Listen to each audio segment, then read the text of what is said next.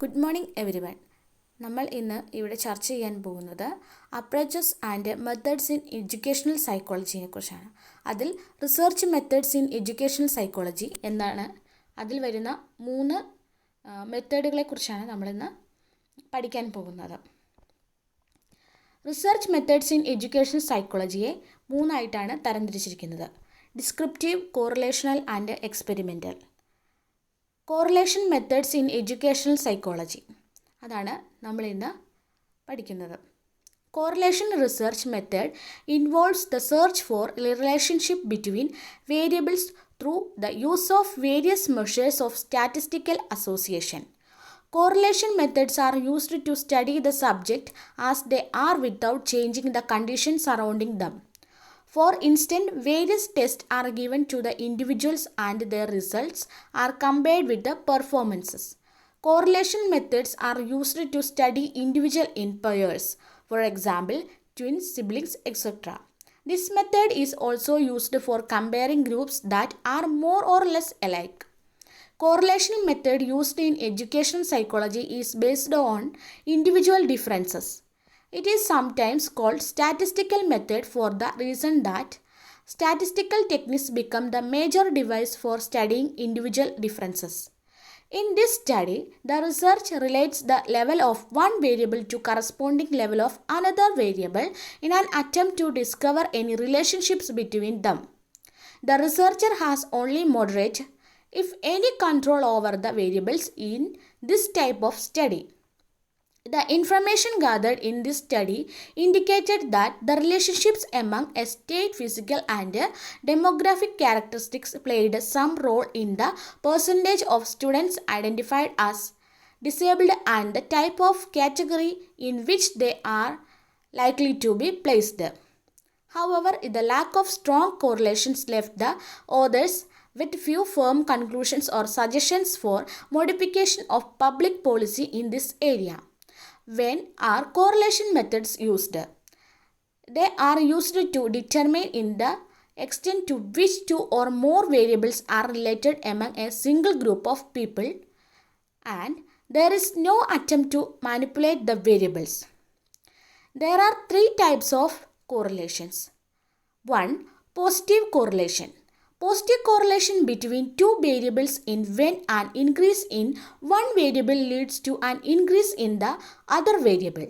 Example, the amount of money a person has might positively correlate with the number of cars he has. Second, negative correlation. Negative correlation is a relationship between 2 variables in which an increase in one variable is associated with decrease the other. Example, would be height above a sea level and temperature. And the third one, zero correlation. In this third type of correlation, 2 variables are not correlated. Example, being a millionaire and happiness is not correlated. This means an increase in money doesn't lead to happiness. And use of correlation. There are 4 types of use of correlations: prediction, validity, reliability, theory verification. The prediction. If there is a relationship between 2 variables, we can make predictions about one from another. Then next, validity. Concurrent validity. It is correlation between a new measure and an established measure. And the third one, reliability. It is test, retest reliability or iterator reliability. And the last one, theory verification. It is predictive validity. Type of correlation researches. There are 3 types of correlation researches. First one, neutralistic observation. Second one, archival research. And the last one, survey method. Neutralistic observation. The neutralistic observation is the method involves observing and recording the variables of interest in the natural environment without interference of manipulation by the experimenter. And the third is survey method. Surveys and questionnaires are among the most common methods used in psychological research. In this method, a random sample of participants complete a survey, test or questionnaire that relates to the variables of interest. Random sampling is a vital part of ensuring the generalizability of the survey result. And the third one, archival research. This type of research is performed by analyzing studies conducted by other researchers or by looking at historical patient records. Instead to collecting original data, we use data that has already been collected for different purposes, such as official records, polls, or previous studies.